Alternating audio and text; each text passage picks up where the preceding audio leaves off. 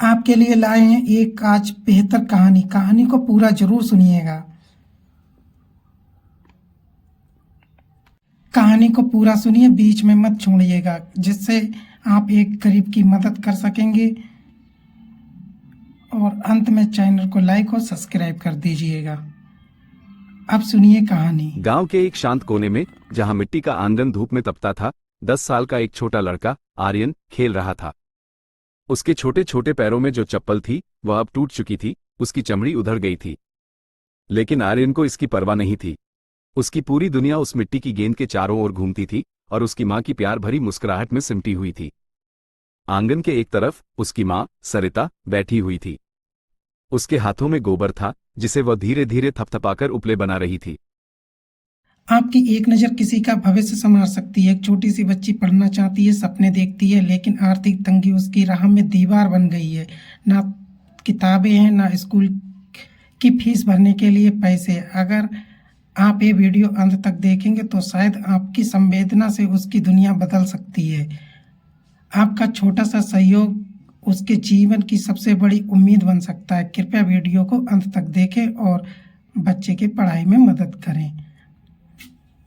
उसकी नजर अचानक आर्यन के नंगे पैरों पर गई। उसने कुछ पल देखा, फिर एक हल्की सी मुस्कान के साथ बोली, कोई बात नहीं बेटा, कल गांव में मेला लगेगा ना, वहीं से तेरे लिए नई चप्पल लेकर आएंगे। आर्यन ने अपनी छोटी सी गर्दन को खुशी से हिलाया। उस मासूम बच्चे को यह कहां पता था कि यह आने वाला कल उसकी मां के लिए कभी नहीं आएगा। सरिता एक विधवा महिला थी। उनके जीवन का हर पल, हर सांस सिर्फ और सिर्फ अपने बेटे आर्यन के लिए ही समर्पित था। वो गांव के सरकारी स्कूल में सफाई का काम करती थी। जब स्कूल बंद हो जाता तो वो खेतों में जाकर दूसरों के लिए मजदूरी करती, और शाम को कुछ और पैसे जुटाने के लिए वो दूसरों के घरों में भी काम करती थी। उनका सिर्फ एक ही सपना था, उनका बेटा पढ़े लिखे, बड़ा आदमी बने, अफसर बने। उस रात जब आर्यन गहरी नींद में सो रहा था, सरिता चुपके से उठी। उन्होंने आर्यन की टूटी हुई चप्पल की पट्टी को उठाया, उनकी पुरानी साड़ी का एक किनारा फाड़ा और उस पट्टी को अपनी साड़ी के कपड़े से जोड़ दिया। फिर बड़े प्यार से उस चप्पल को आर्यन के तकिए के नीचे रख दिया। उसी तकिए के नीचे उन्होंने एक छोटी सी चिट्ठी भी रखी थी, जिसमें उनके दिल की बात लिखी थी। तू जब बड़ा बनेगा बेटा, तब मैं तुझे सिर्फ जूते नहीं दूंगी, मैं तुझे पूरी दुनिया दूंगी। आर्यन पढ़ाई में बहुत होशियार था। उसकी तेज बुद्धि और लगन देखकर मां का दिल गर्व से भर जाता था। हर रोज सरिता खेतों में घंटों तक कमर तोड़ मेहनत करती, ताकि आर्यन की स्कूल की फीस और किताबों का खर्चा निकल सके। ठंड के दिन थे, सर्द हवाएं हड्डियों तक को कंपा देती थीं। सरिता के पास अपना कोई गर्म कपड़ा नहीं था, कोई स्वेटर नहीं था, मगर वह अपने कांपते हुए हाथों से पुरानी ऊन निकालती और रात भर जाकर अपने बेटे के लिए एक स्वेटर बुनती। हर एक फंदा बुनते समय उनके मन में सिर्फ आर्यन का ख्याल होता था। एक दिन आर्यन ने अपनी मां से पूछा, मां, तू खुद चप्पल क्यों नहीं पहनती? सरिता ने उसके मासूम चेहरे को देखा और प्यार से मुस्कुरा दी। उन्होंने कहा, मेरे पैर अब पत्थर जैसे हो गए हैं बेटा, इन्हें अब चप्पल की आदत नहीं रही। और यह चप्पल, ये तो तेरे स्कूल जाना चाहती है, मेरे खेतों में नहीं।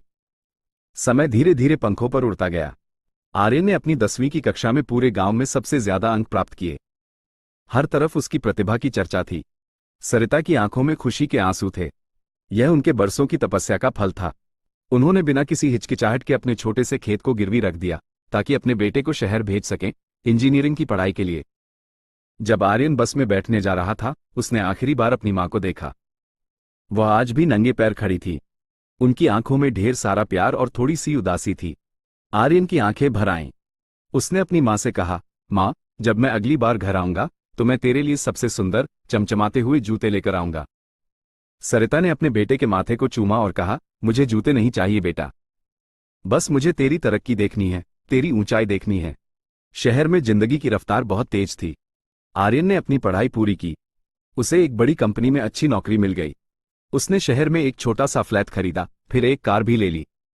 उसकी जिंदगी पूरी तरह से बदल चुकी थी। लेकिन इस नई जिंदगी की भाग दौड़ में एक चीज कहीं पीछे छूट गई।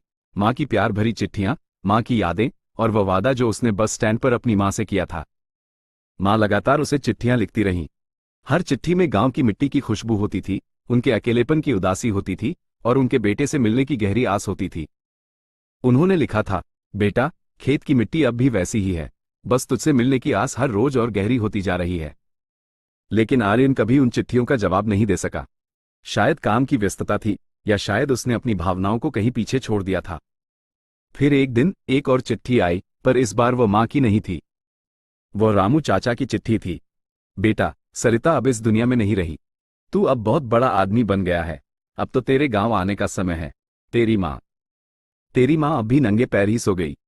आर्यन के हाथ कांपने लगे। उसके हाथों से वो चिट्ठी गिर पड़ी। उसने सब कुछ छोड़ दिया और अपने गांव की ओर भागा। जब वो पहुंचा, तब उसकी माँ की मिट्टी भी सूख चुकी थी।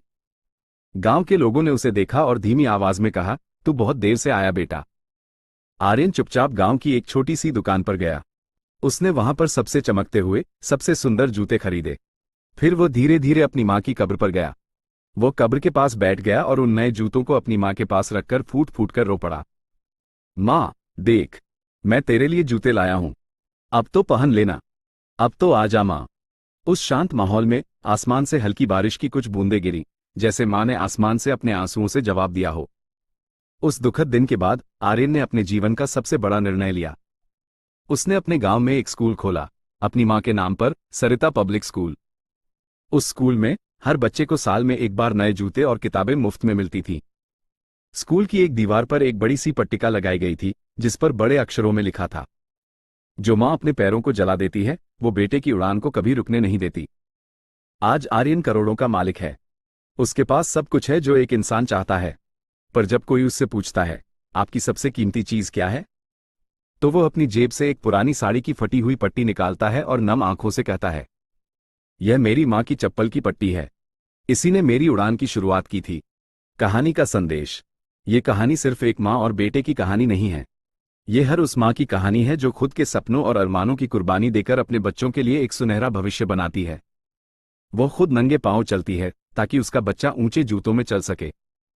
ये कहानी हमें माँ के निस्वार्थ प्रेम और त्याग की याद दिलाती है, और यह सिखाती है कि हमें कभी भी अपनी जड़ों और अपने अपनों को नहीं भूलना चाहिए। यदि आपको हमारी कहानी अच्छी लगी हो तो चैनल को लाइक और सब्सक्राइब कर दीजिएगा। ये आपकी तरफ से हम बहुत बड़ी मदद होगी। धन्यवाद।